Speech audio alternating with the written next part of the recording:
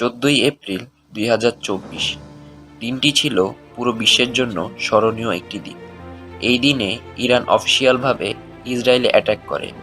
এই দিনে ইরান 300টিরও বেশি ব্যালিস্টিক মিসাইল ও ড্রোন ইসরায়েলের মাটিতে আক্রমণ করে। যদিও এই হামলা 99%ই প্রতিহত করা হয়েছে, তবে প্রতিহত করার জন্য ইসরায়েলকে ইউএসএ, ইউকে এবং জর্দানের সাহায্য নিতে হয়েছে। কিন্তু প্রশ্ন হচ্ছে, ইরান এই হামলা কেনই বা করল? এর উত্তর হচ্ছে প্রতিশোধ নেওয়ার জন্য।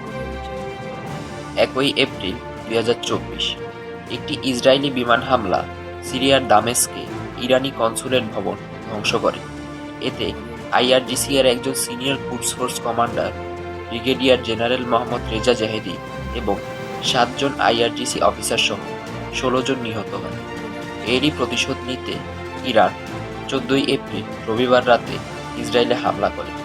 এই হামলা প্রতিহত করতে গিয়ে মিত্র দেশগুলোর সাহায্য ছাড়াও ইসরায়েলকে প্রায় $1 বিলিয়নেরও বেশি অর্থ ব্যয় করতে হয়েছে, যা ইরানের আক্রমণের ব্যয়কৃত অর্থ থেকে প্রায় 97 গুণ বেশি।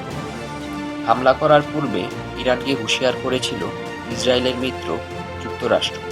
তবুও কোনো কিছুকে পাত্তা না দিয়ে ইরান এই হামলা চালায়।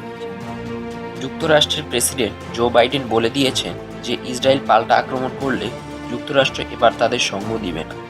কিন্তু নেতানিয়াহু মনে হয় প্রতিশোধ না নিয়ে ছাড়বেন না।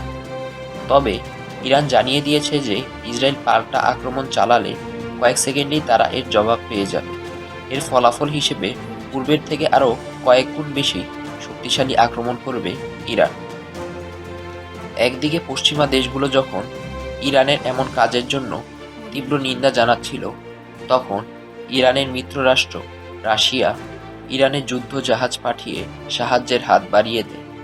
অন্যদিকে চীন বলেছে ইরান তার সার্বভৌমত্ব ও মর্যাদা রক্ষা করে পরিস্থিতি সামলাতে সক্ষম।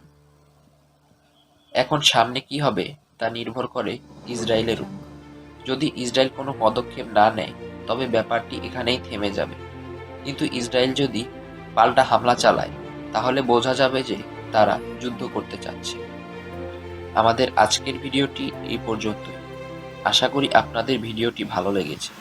ভালো লাগলে লাইক করুন, আর সকল বিষয়ে নতুন আপডেট পেতে হলে আমাদের চ্যানেলটি সাবস্ক্রাইব করুন। আপনাদের সবাইকে ভিডিওটি দেখার জন্য অসংখ্য ধন্যবাদ।